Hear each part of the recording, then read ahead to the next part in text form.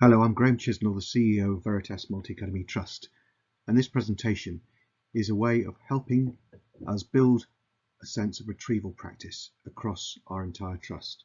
So what is retrieval practice and why does it matter? Well, one example is a simple memory. In Kate Jones's book, Retrieval Practice, Research and Resources for Every Classroom, upon which much of this presentation is based, Tom Sheridan forwards this. He says that he became frustrated that despite numerous visits to historical sites and reading various books over the years, his knowledge of Henry VIII's wives and their lives was very poor. He was forever forgetting details. He got the names and their respective fates muddled up and was unable to tell the story with any coherence. Is that similar for you? Certainly for me. In quizzes, I forget fine details. Tom goes on to say that it wasn't until he made a concerted effort to remember the key facts about the wives, the order of their succession, who was killed, who died of natural means. He created a story, and that story had key facts that he needed to remember in it. He wrote out a timeline. After a period of doing that, he said, he developed a really good sense of the story, and when he read more about the wives, the knowledge seemed to stick more easily, as the schema was now rich in a narrative giving detail that helped him understand a range of more complex ideas in history, such as the changing link between the church and the state. Arguably, the act of practicing remembering is at the very core of effective learning. The more we know, the more we can know. The more we know, the more we can understand. The more often we retrieve knowledge from our vast, complex stories and memories, all those facts, words, ideas, concepts, and experiences, the stronger those memories become and the more fluently we can recall them. The more fluent we are in recalling our knowledge, the better place we are to explore new knowledge, to solve new problems, to engage in debate, to respond to challenges, to understand what we read. The more we know, the more creative we can be. However, forgetting is really easy and we're all really good at it. So, this presentation will give you some ideas on how you can develop retrieval practice within your classroom. And the hope is that you'll be able to help children to learn more and remember more, and in that process be more interested in what they're learning. Let's take a look at what retrieval practice is. In her book, Kate Jones describes retrieval practice as a learning strategy where we focus on getting information out.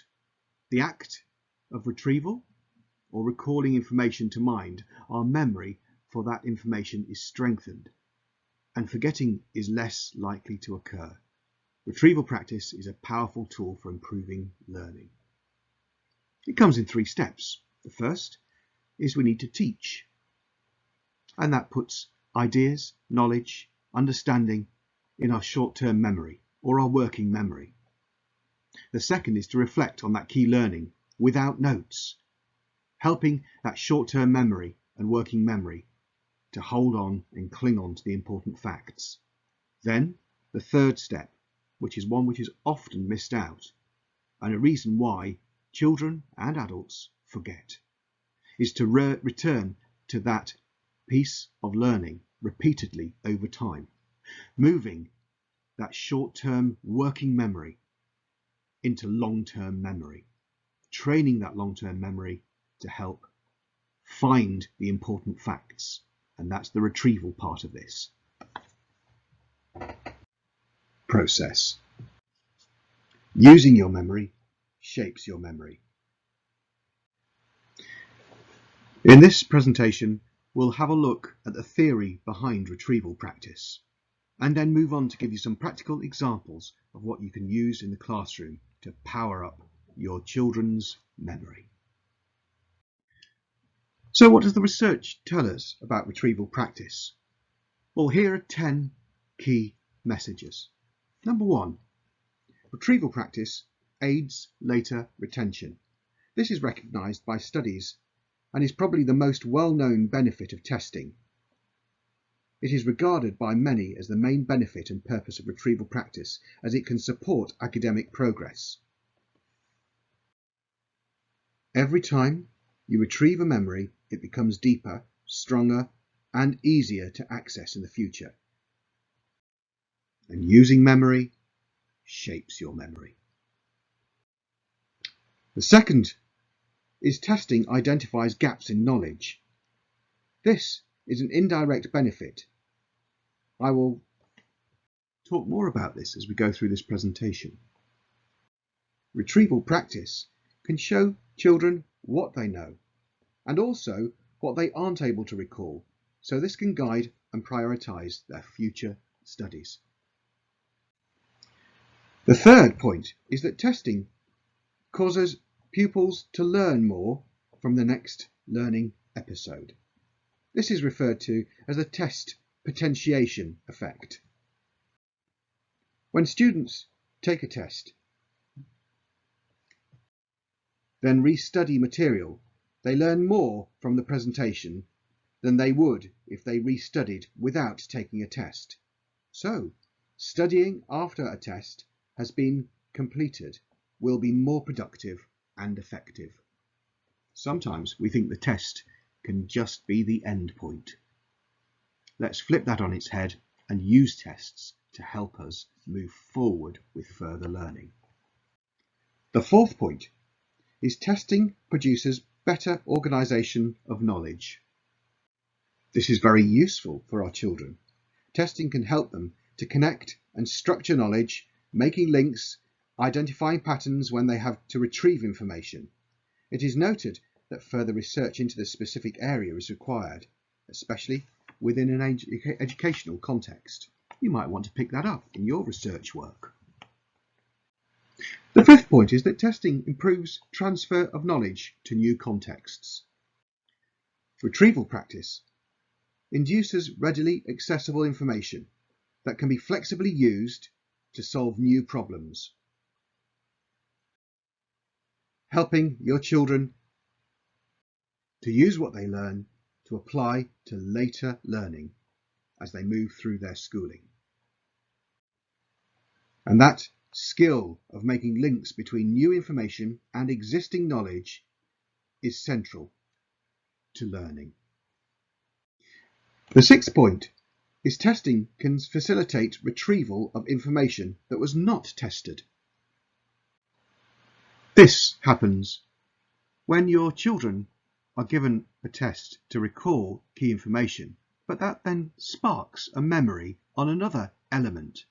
You may be talking about dates, and one date may lead to a memory of one historical moment and an equivalent historical moment at another time, helping the child not just to recall and remember their schema of what they're studying, but to recall and remember wider elements of what they know.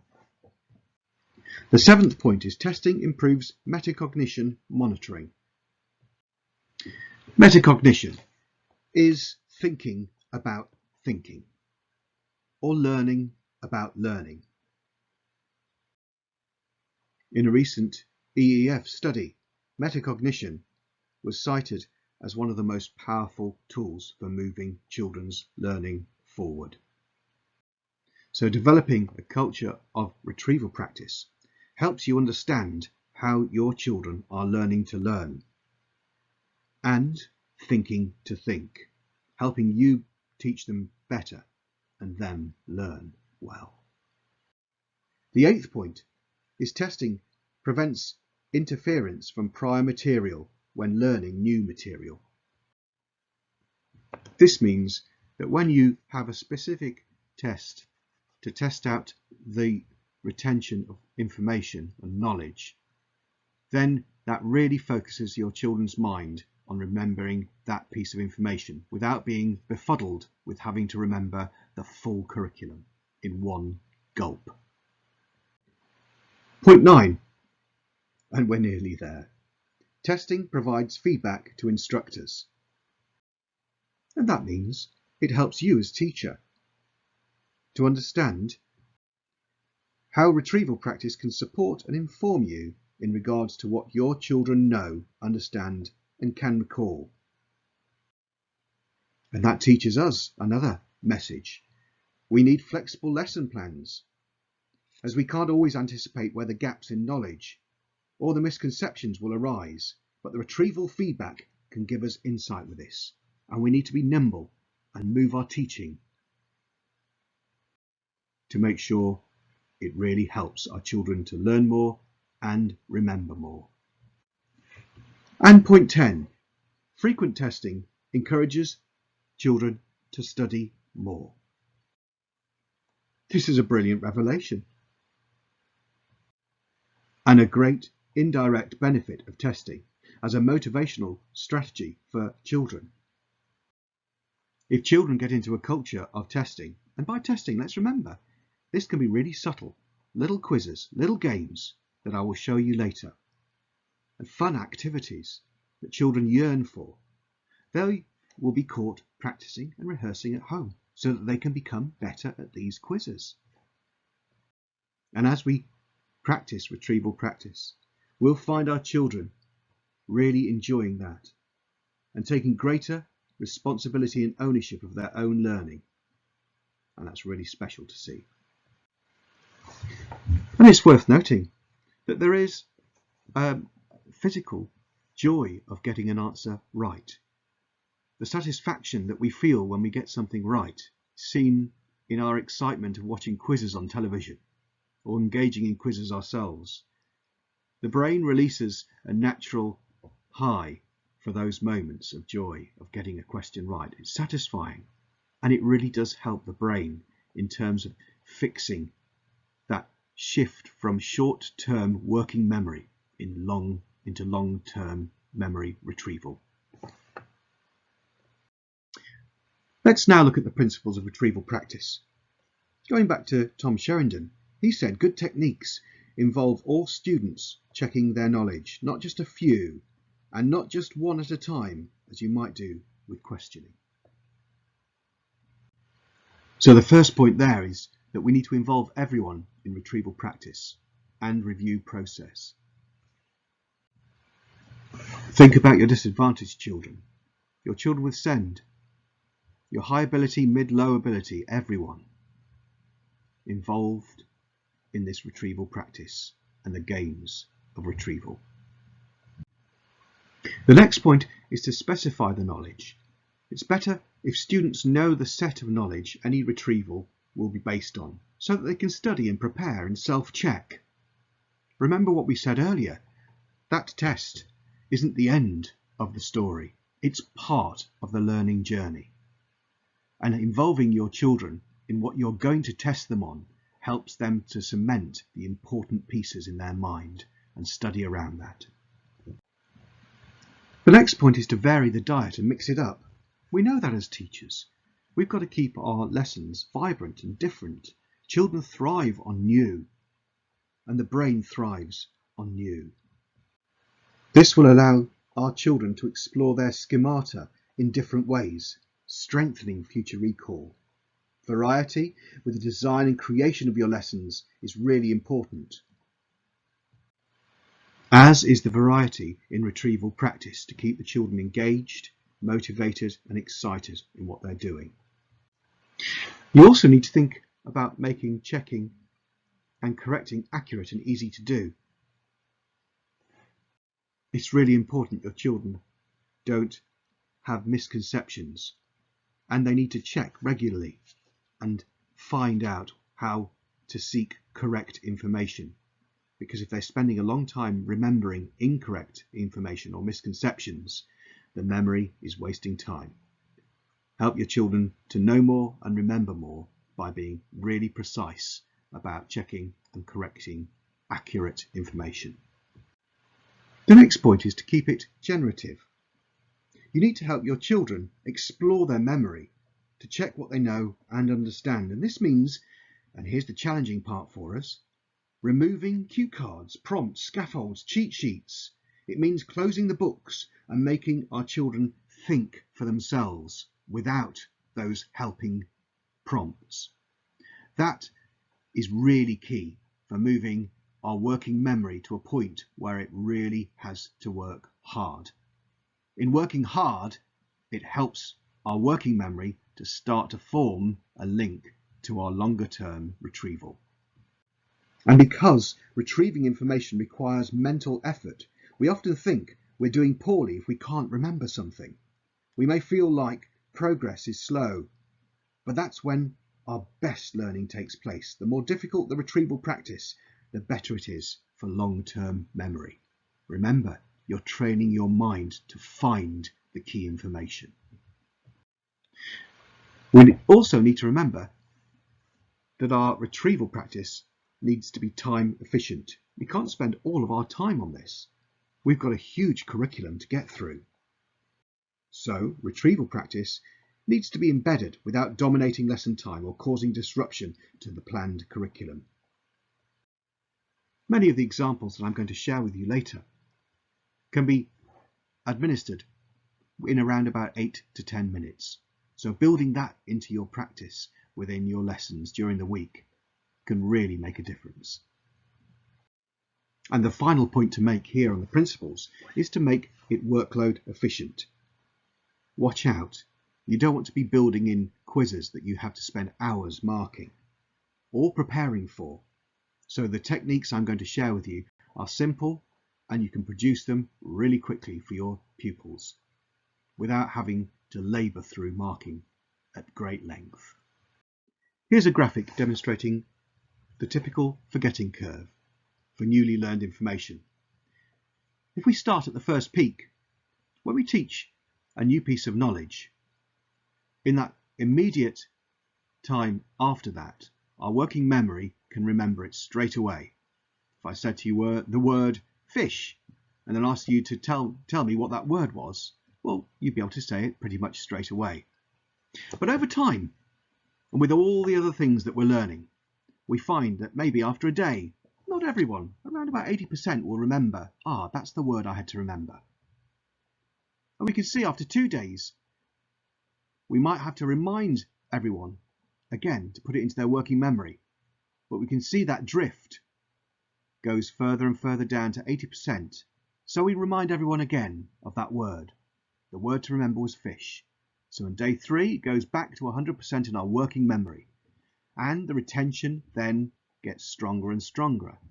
And that takes us to day 6, down to 80% again. So we remind our students again of that important word, and so on and so forth. The more frequently we come back to that key information, the longer that retention becomes, until that becomes really secure in the long-term memory of all our pupils. The current Ofsted framework asks inspectors to check on how well the sequencing of learning and pedagogical practice is helping pupils to know more and remember more. And I think that's a really helpful phrase, knowing more and remembering more. And that's in our long-term memory. So it's not just within a lesson. The framework now asks the question, are the children remembering over time the key elements of the curriculum that they've been taught? Retrieval practice really helps with that. And moreover, will not only demonstrate the strength in the quality of education judged by Ofsted, it'll also help your children to be stronger, more confident, more competent, and enjoy learning in their pathway through the school and beyond. Here's a graphic that talks of that journey for retrieval practice. First and foremost, the very act of being quizzed helps students to learn better. See those quizzes and those tests as part of the learning, not as a summation of what they might have learned. Build it into your practice. The retrieval practice focuses on less time for teachers giving information and knowledge to children, but rather more time for those children to find ways of retrieving that key information as swiftly and effectively as they can over time. The application of that is that we want our children to think. And we do that by building in opportunities for retrieval practice, either on their own, in pairs, or sharing amongst their fellow pupils. We offer low-stake quizzes, fun activities, enjoyable activities, activities that tell the children how they're learning to learn and tell you how our children are also learning to learn and thinking to think. We want to make sure that our children's prompts are removed so that they can really dump that important learning down from memory, not just copying it from one page to another.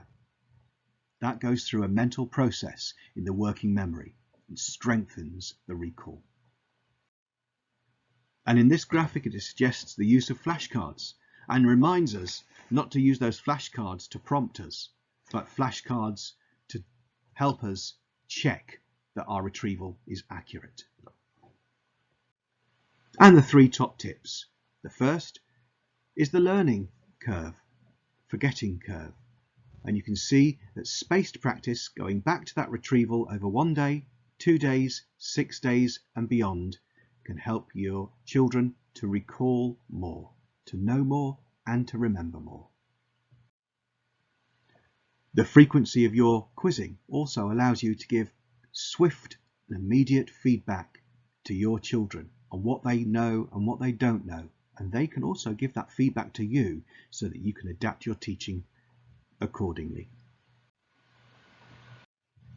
And the final point made on this graphic is to look towards the final assessments. That might be SATs, it might be end of year assessments of any kind. And if so, match your retrieval quizzes and activities to those styles and calibre of questions, so you strengthen your children's ability to recall key facts that match the assessment tools being measured. So that's the theory and the structure of retrieval practice. Let's now look at some practical examples that you can use in your classroom. The first is the Retrieval Practice placemat. Placemats are easy to use and create. Here's an example that you can use straight away in your classroom, or adapt it to make your own. The aim of this retrieval placemat is to promote verbal discussion amongst peers about previous content covered, as well as retrieval of that information from their memories by doing so. The placemat prompts your children to think through questions like, what key words did you use or learn last lesson? Ask your partner 3 questions based on the content covered this term. State 3 key facts from the last lesson. Explain a key concept or idea from the last week in your own words. Discuss with your partner what we were studying in the lesson last week. And remember, no notes are allowed. This has to be retrieval. Here are further methods of retrieval practice. The first one is the brain dump. Brain dumps are simply a knowledge recall task. A brain dump, a term coined by Aguarel, also known as blurting or knowledge drops, simply refers to dumping as much information from the brain about a specific topic or unit onto a piece of paper. This is from your long-term memory, and remember, no notes are allowed. You can choose how you structure how your children record their brain dump. Here is given an example of using a mind map to do that, but it can simply be a list, or it can be a table with headings. It could even be a sequence of 5 or 6 pictures. For instance, how do these pictures relate to the importance of World War II in the history of Britain? And remember to give a time limit. That really helps your children to have that sense of urgency, and also builds resilience for future test practice in terms of the speed of recall. Quizzing can be a really great source for retrieval practice. By asking your children to create the quiz themselves doubly helps. It helps them recall important facts. And the magic happens when you ask them to quiz their peers, because that tests those cross facts, challenges misconceptions, and puts some fun into the learning of recall. Flashcards are a really helpful way of remembering those key facts. But remember, as we said before, it's really important when using those flashcards that you don't take a sneaky peek. The children need to remember from their memory, not from prompts. So pose the question by all means, but then just use the other side of the flashcard to confirm whether they've got the correct answer or not. And following the principle of low-stake quizzes, if children get certain cards wrong continually, that's the card they need to focus on, because that's the memory that's not sticking. And that's when it comes back to you as teacher to think of creative ways of helping that memory to stick. Knowledge organisers is another format of recall. Here you've got an example of a topic. Again, taking a history topic, it might be World War II. And then there are sections which ask you to define, to draw a picture, to give examples, and give non-examples. With the non-example area, that's where knowledge may be linked to other topics rather than this one alone. There are some more examples down the left-hand side of this graphic of other strategies. Cops and robbers is a very similar strategy to the quiz. The cops column is for pupils to write as much as they can from memory about a specific topic or previously covered material in a set amount of time, similar to a brain dump. Once your pupil has had about 4 to 5 minutes to write as much as they can from memory, they then have to complete the robbers section.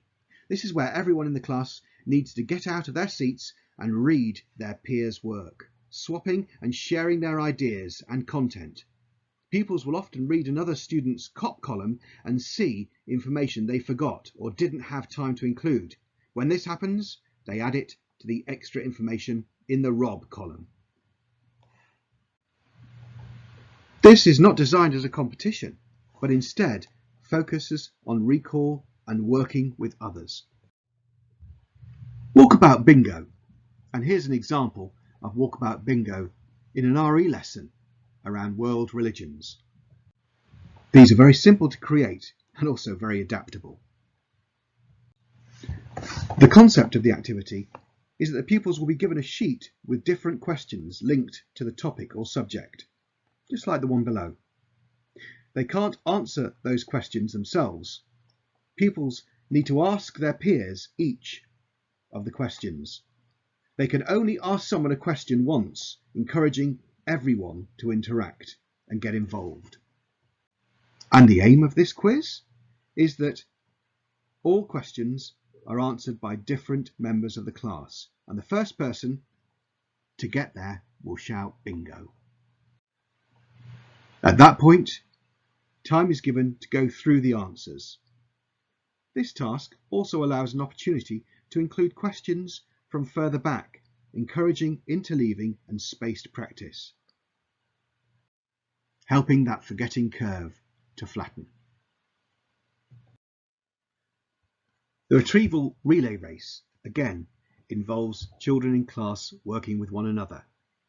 The first box, just like a brain dump, you ask your pupils to write down all they know on a given topic or a specific question relating to a topic. They then go to a friend who then writes a new piece of information. They can't write what's already written. And so on to the next and to the next. This really helps the students to drill down, not to remember simply the most obvious piece of knowledge, but to drill down to the wider knowledge relating to a topic. Going back to our lessons on World War II, we might ask for the relay race to write all we know about Churchill's involvement in World War II. List It is another simple free recall task It involves asking your pupils to list as much as they can in an allotted amount of time. Possible suggestions of this are: ask the pupils to list as many keywords connected to our topic, as many key facts linked to our topic, key facts about a previous topic, key events or individuals we have studied, the causes of one thing as you can, the causes of another as you can, or as many themes as you can. Flashback Friday, it might be Throwback Thursday or Windback Wednesday. You can make up your own. The premise of this is that on a given day, you ask your pupils to create a series of 10 questions based on the lesson content, either from that lesson or week, and they should include the answers too. Pupils will then return to those questions a week later or longer to see what they can remember and recall. The pupils could answer their own questions or be given questions created by one another. This depends on the individuals in your class, and you'll know how that would work the best. Again, really flattening that forgetting curve. And the great thing about the Flashback Friday quiz is you can just keep going back to it. If that information is correct and key, then it's worthy of retrieval. With retrieval grids, in each lesson, you must select a character and write down as much as you can remember from memory about that individual. The idea behind this type of retrieval practice is very simple. In a retrieval grid, each box will contain a specific element of a topic already studied, no new material. The box could refer to a concept, event, individual, key term, or date. At the start of a lesson, each of your pupils will pick one of the boxes and write as much as they know from memory about that chosen category, similar to a brain dump. The following lesson, the same grid will be on display. The pupils have to pick a different category to recall as much information as they can. Pupils can't repeat a box. Every lesson, a new box containing a different factor must be selected and be the focus of the recall. Eventually, all your pupils will have retrieved information about every factor on the grid. So now, imagine your workbooks. With these retrieval activities, children will be flipping and flicking to and fro to the retrieval tasks in your children's workbooks, making that building of schema really strong, but also demonstrating that sequence of learning for each subject really compelling. And if you open your children's books at any point, they should be familiar with what they have learned in that year with you, both demonstrating their progress, but also showing very firmly that they know more and remember more. We heard earlier that if you make learning too easy for your children, they don't have to work hard to make sense of what they're learning, and as a result, they'll quickly forget. The challenge grid is a resource that's been widely used by teachers to promote challenge and retrieval practice in the classroom. It's simply a grid with a range of questions for children to generate an answer. The amount of boxes with the questions can vary. You decide. The aim of the challenge grid is to provide different questions that vary in the level of difficulty they pose. This resource works well if you have a mixed ability class, as there are questions that everyone should be able to access. The challenge grids are designed to challenge every individual in the classroom. The challenge is focused on the subject content, not the activity itself, and only requires a very brief explanation in regards to instruction. Each question will be worth a certain amount of points, and the points increase as the level of difficulty increases. Again, limit the time, maybe 8 minutes for this activity. And remember, not using any notes or their books. This is about recall. The challenge grid can be used either at the start of a lesson or at the end as a revision activity.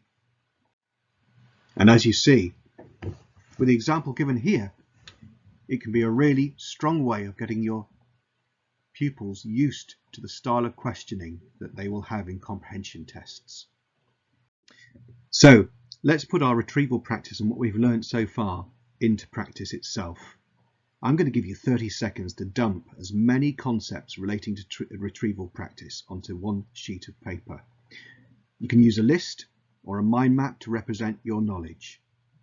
Off you go.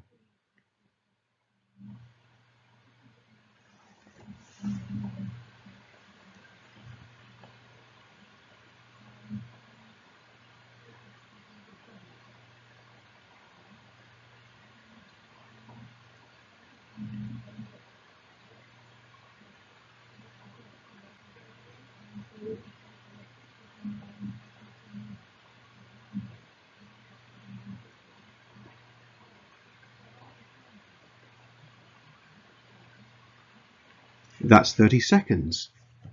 Well done. Now let's play a little cops and robbers. Have a look at your neighbours and just see whether you can rob a good idea and a key bit of retrieval practice memory from them. Off you go.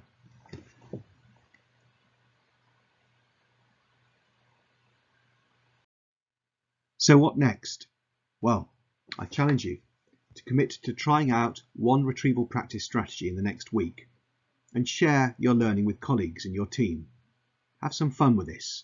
See which activities your children enjoy and how they respond to it, and see if it helps with that flattening of the forgetting curve. And then a challenge for us all is to build retrieval practice into your pupils' books. This will help to show your pupils knowing more and remembering more, and using the workbooks not as just a historic record of what they learned during a lesson, but a living and breathing resource to demonstrate their retrieval practice and what they're learning through those schemes of work and those progressive activities across all of those subjects. And if you want to learn more about retrieval practice, I've got Kate Jones's excellent book, Retrieval Practice, Research and Resources for Every Classroom, in my room. I'll be overjoyed to lend it to you. Thank you for listening to this presentation about retrieval practice. Good luck with it all, and I can't wait to see the benefits that your pupils will have from knowing more and remembering more. This presentation was recorded by Graham Chisnell, CEO of Veritas Multi-Academy Trust, and forms part of the training archive of Veritas Multi-Academy Trust. Irresistible learning for all.